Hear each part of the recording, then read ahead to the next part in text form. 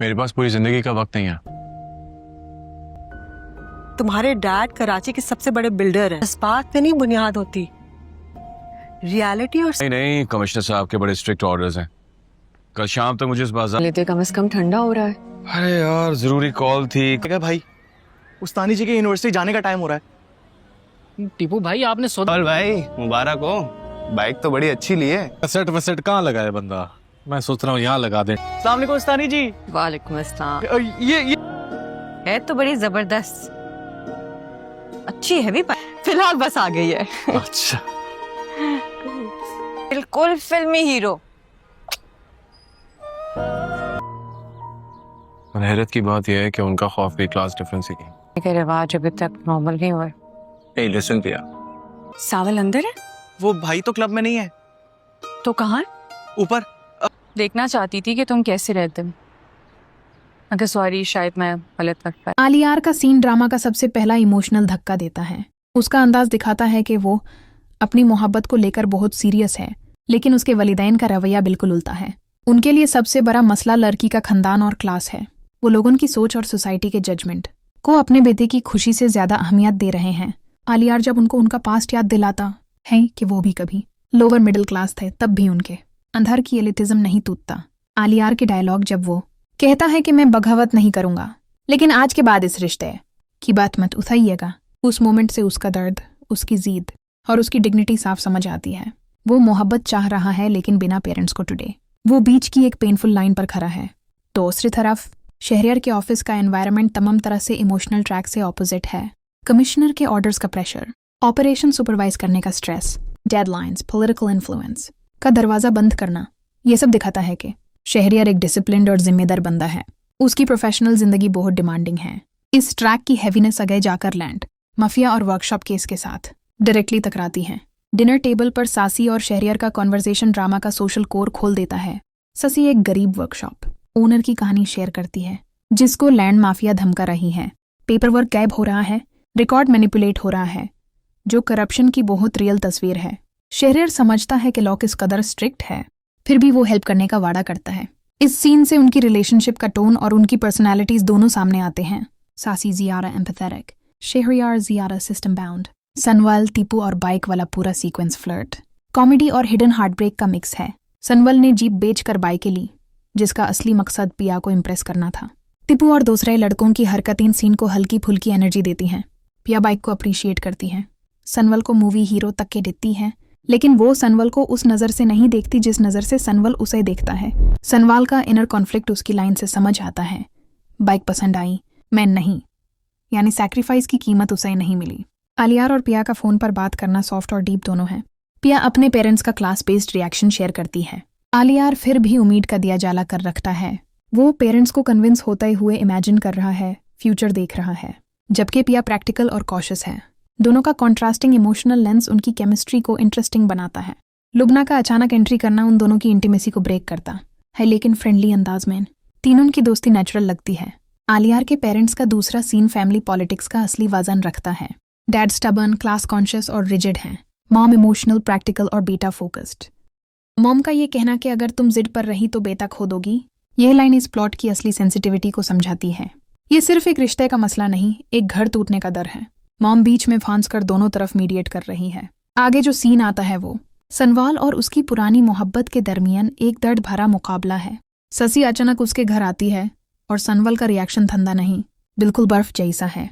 उसका पहला जुमला ही दिखाता है कि यह रिश्ता सिर्फ टूट नहीं गया था, बल्कि किसी बहुत गहरी चोट से गुजरा था। ससी उसके घर देखने आई, तुम कैसे रहते हो, लेकिन सनवाल की बिटरनेस बहुत गहरी हो चुकी है। वो उसे याद दिलाता है कि असली गलत वक्त वो था जब वो चली गई थी। सिगरेट के हार कश के साथ उसकी पुरानी यादें जिंदा हो जाती हैं, वो यादें जो उसकी जिंदगी का हिस्सा हैं और जिनको वो कभी नहीं भूल पाया। दोनों के दरमियान वो तनाव साफ महसूस होता है, जहां मोहब्बत भी है, डांट भी है और ईगो भी। ससी जब पूछती है कि शादी क्यों नहीं की, सनवाल का जवाब सीधा उसके दिल का राज खोल देता है। क्यों कि कोई तुम जैसी नहीं मिली। ये वो लाइन है जो दिखाती है कि सालों गुजर गए, जिंदगी पदर गई, लेकिन सनवाल का दिल उसी दिन अटका हुआ है जहां ये रिश्ता टूट गया था। जब वो उसे स्टे ऑर्डर वापस देती है और कह देती है कि वर्कशॉप वाले केस का मसला सॉल्व हो गया, सनवाल की आंखों में एक पल के लिए पुरानी सॉफ्टनेस वापस उभरती है, लेकिन तुरंत खोना का दार्ड उसे फिर से बैंड कर देता है। पिया और उसकी मॉम का सीन उसके पैरेलल चल रहा होता है, जहां पिया एक्साइटेड भी है और घबराए हुए भी। वो बताती है कि आलियार ने पेरेंट्स से बात की, सच बोला, कुछ छुपाया नहीं। उसकी मदर इस सिचुएशन को अपनी विजडम से देख रही है। वो जानती है कि आलियार का वादा सच हो सकता है, लेकिन दुनिया की सख्त हकीकत भी उनके सामने खड़ी है। पिया का यकीन स्ट्रांग है। वो कहती है कि आलियार झूठ नहीं बोल सकता और उसका वादा उसके लिए काफी है। ये सीन पिया के ट्रस्ट का डेप्थ दिखाता है, जो बाद में सबसे ज्यादा टेस्ट होने वाला है। इधर सनवाल वर्कशॉप वाले आदमी के लिए स्टे ऑर्डर लेना हेल्प करता है और शहरियार इनडायरेक्टली इस एहसान का रास्ता खोल देता है। सोब्राइटी, अंडरस्टैंडिंग और मेच्योरिटी दोनों तरफ से नजर आती है। जब सनवल से पूछा जाता है कि ये किस खास शख्स के लिए कर रहे हो, वो बस एक दर्द भरी मुस्कुराहट के साथ कह देता है कि कभी कभी कोई इंसान जिंदगी को इतना छू जाता है कि उससे अलग होना मुश्किल हो जाता है। शशि की वापसी ने उसका पूरा सिस्टम हिला रखा है। वो एक्सेप्ट करता है कि प्यार कभी डरता नहीं, लेकिन पछतावा इंसान को चीरता रहता है। दोनों के दरमियान वो पुराना रिश्ता हवा में फिर से जिंदा होता है, लेकिन सनवाल उसे वापस जिंदगी में आने नहीं देता। वो अपने दाड़ को ही अपनी रियलिटी मान चुका है। दूसरी तरफ लैंड माफिया का सीन ड्रामा की डार्केस्ट लेयर खोल देता है। वो लोग गुस्से माइनहैन के एक 2 टके का मैकेनिक स्टे ऑर्डर ले आया। यहाँ पावर डायनामिक्स, गुंडागर्दी और जमीन के पीछे पगलपन साफ दिखाई देता है। वो डिसाइड करते हैं कि वर्कशॉप वाले को उठवा लिया जाए। ये सीन फ्यूचर डेंजर का सिग्नल देता है। अब मसला लीगल नहीं, जान का हो चुका है और ये टेंशन पिया और सनवल के ट्रैक के बहुत करीब आकर खतरनाक बनने वाली है। फिर वो सीन आता है जहां सनवाल और टिपू पिया के घर आते हैं स्टे ऑर्डर देने। उनकी नीयत प्योर है, लेकिन पिया का फादर उन पर टूट पड़ता है। वो सनवल को नीचा समझता है, उस पर एरोगेंट्री का इल्जाम लगाता है, उसे बगैर किसी वजह का जलील करता है। सनवल चुप रहता है, सिर्फ पिया की रिस्पेक्ट की वजह से। टिपू की गुस्से भरी आवाज दिखाती है कि सनवल ने जिंदगी भर किसी को अपनी आंख में आरजू करने नहीं दी, लेकिन पिया के लिए वो सब बर्दाश्त कर रहा है। पिया के सामने जब टीपू के मुंह से ये निकालता है कि सनवल उससे मोहब्बत करता है, तो पिया होश में आती है कि सामने जो बंदा इतनी खामोशी से सब झेल गया, वो उसे कब से छुपा हुआ था। टीपू की रिक्वेस्ट के साथ सीन एंड होता है। भाई को मत बताना कि मैंने ये कह दिया। ये बात दिखाती है कि सनवाल का प्यार बहुत गहरा, बहुत इज्जत भरा और बिल्कुल बिना मोहब्बत मांगे चल रहा है। सनवल के घर से निकलने के बाद पिया बिल्कुल हिल चुकी होती है। उसे पहली दफा समझ आता है कि सनवल की खामोशी खामोशी नहीं थी, वो प्यार था जो चुप कर झेलता रहा, इज्जत बचाता रहा और कभी उसे तंग नहीं किया। टीपू की बात के बाद पिया के चेहरे पर एक अजीब मिक्स होता है, पछतावा, कंफ्यूजन और हल्का सा दर्द। उसे लगता है कि वो जिस इंसान को सिर्फ एक अच्छा दोस्त समझ रही थी, वो असल में उसके साए की तरह उसका ख्याल रखता रहा। ड्रामा यहाँ फर्स्ट टाइम एक लव ट्रायंगल का इमोशनल वेट इंट्रोड्यूस करता है, लेकिन बहुत सटल तरीके से। यहाँ कोई फिल्मी ओवर एक्टिंग नहीं है, सिर्फ एक चुप सा रियलाइजेशन जो धीरे धीरे जिंदगी बदल देता है। इसके बाद जब आलियार के पेरेंट्स छुप कर फैसला करते हैं कि कम अज कम एक दफा पिया के घर जाकर देखना चाहिए, यह उनकी सोच में एक हल्का सा झुकाव दिखाता है। डैड अभी भी ईगो और क्लास में फंसे हुए हैं, लेकिन मॉम को पता है कि अगर वो अभी सीधा इनकार कर गए तो आलियार उनसे टूट सकता है। मॉम की वजह से एक छोटी सी उम्मीद का दरवाजा खुलता है। यह वो पल है जो दिखाता है कि घरों में फैसले सिर्फ सीधे नहीं होते, अंदर बहुत सारी पॉलिटिक्स चल रही होती हैं। किरदार एक दूसरे को चोट लगाए बगैर भी बहुत कुछ तोड़ कर रख देते हैं। इसके बाद जब आलियार के पेरेंट्स छुप कर फैसला करते हैं कि कम अज कम एक दफा पिया के घर जाकर देखना चाहिए, ये उनकी सोच में एक हल्का सा झुकाव दिखाता है। डैड अभी भी ईगो और क्लास में फंसे हुए हैं, लेकिन मॉम को पता है कि अगर वो अभी सीधा इनकार कर गए तो आलियार उनसे टूट सकता है। मॉम की वजह से एक छोटी सी उम्मीद का दरवाजा खुलता है। ये वो पल है जो दिखाता है कि घरों में फैसले सिर्फ सीधे नहीं होते, अंदर बहुत सारी पॉलिटिक्स चल रही होती हैं। किरदार एक दूसरे को चोट लगाए बगैर भी बहुत कुछ तोड़ कर रख देते हैं। उस वक्त पिया के घर का माहौल बिल्कुल उल्टा होता है। वो लोग आज तक क्लास, पैसे और इज्जत के बीच में ही घिरे हुए हैं। पिया की मॉम थोड़ी सॉफ्ट है, लेकिन उसके वालिद हर वक्त टेंशन और गुस्से के मिक्सचर में जीते हैं। जब वो सनवाल और टिपू को घर से निकल देते हैं, ये सिर्फ उनका गुस्सा नहीं, उनके अंदर का डर भी होता है। डर के कहीं उनकी बेटी किसी नीचे क्लास वाले से रिश्ता ना जोड़ ले, कहीं लोग हंस न दें, कहीं उनकी दुनिया के स्टैंडर्ड्स टूट ना जाएं। ये वो सोच है जो हर वक्त दूसरे लोगों की नज़रों के बोझ के नीचे जीती है। पिया चाहे कितनी मॉडर्न हो, घर का सिस्टम उसे अभी भी पुरानी सोच में जकड़ कर रखता है। इसके बाद सनवाल का ट्रैक ड्रामा का सबसे दर्दनाक हिस्सा बन जाता है। उसके घर की खामोशी, उसकी अनकही बातें और उसका प्यार जो वो छुप कर छुपा रहा था, सब एक पल के लिए बहुत भारी लगता है। वो इस वक्त किसी से एक्सपेक्ट नहीं करता कि कोई उसका दर्द समझे। शशि पर भी वापस भरोसा नहीं कर सकता। वो चाहता है कि सब कुछ सीधा सीधा हो जाए, लेकिन जिंदगी ने उसे सिखा दिया है कि कुछ जख्म भरते नहीं, बस आदत हो जाती है। इस वक्त लैंड माफिया का हिस्सा फिर ऊपर आ जाता है। वो स्टे ऑर्डर की वजह से बहुत फ्रस्ट्रेटेड हैं। वो समझते हैं कि उनका पूरा प्लान किसी एक गरीब आदमी ने और उसके पीछे खड़े किसी अननोन इंसान ने बर्बाद कर दिया। उनकी प्लानिंग डार्क होती जा रही है। अब वो कानून को नहीं बल्कि इलीगल तरीकों को यूज करने वाले हैं।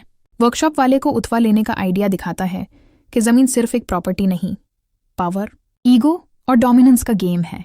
सनवाल और शहरयार की साइड्स इस वक्त तक पैरेलल चल रही थी, लेकिन लैंड माफिया का एंगल दोनों के वर्ल्ड्स को टकराने वाला है।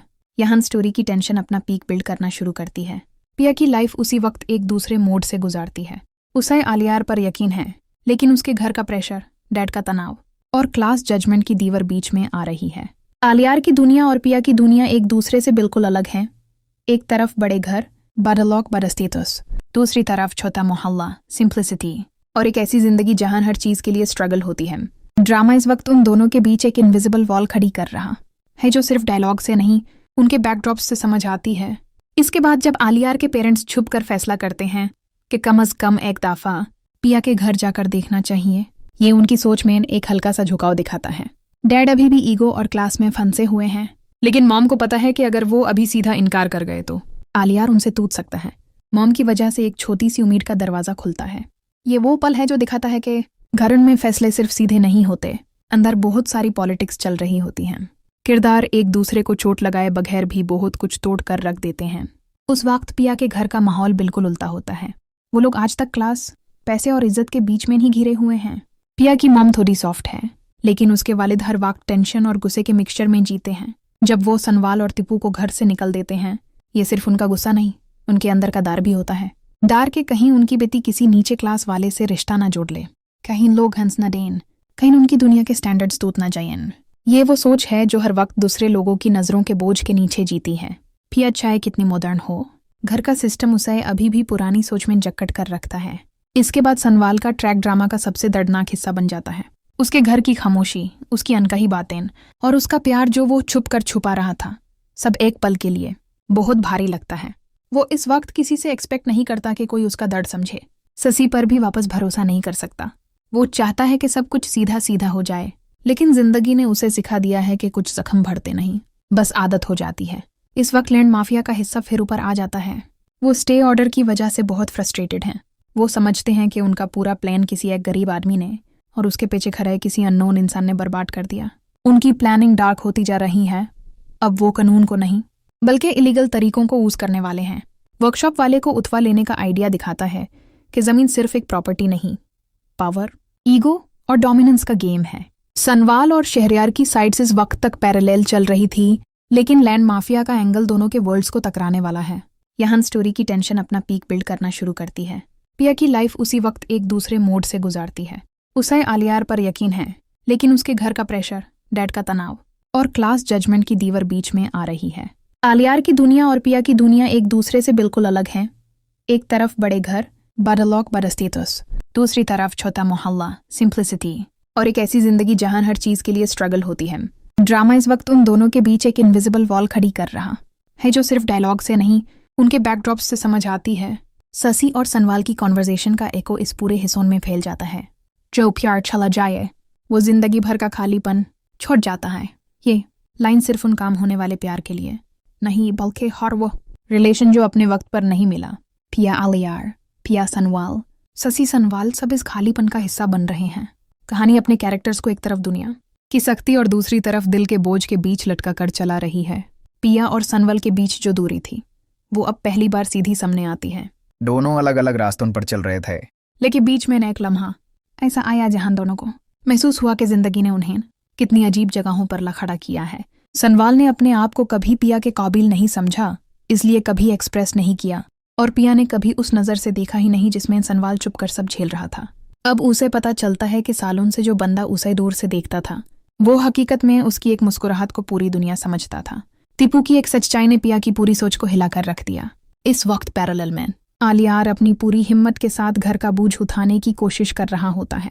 वो चाहता है कि दुनिया की सारी रस्मों रिवायत एक तरफ कर दे और सिर्फ पिया को अपनी जिंदगी में ले आए, लेकिन उसे नहीं पता कि पिया के घर में भी उसी लेवल का क्लास का प्रेशर चल रहा है।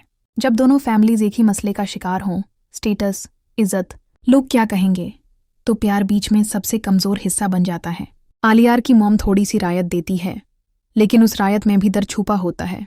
वो जानती है कि अगर आलियार टूट गया तो उनके रिश्ते की फाउंडेशन तक हिल जाएगी। डैड अपनी ईगो में फंसा हुआ है, मॉम अपने बेटे के प्यार में, और पिया दोनों के दरमियान एक सफोकेटिंग हालत में। इस सब के बीच सनवाल का दुनिया से थोड़ा थोड़ा कटना दिखाई देता है। वो अपने डैड को अपनी जिंदगी का हिस्सा बना चुका है।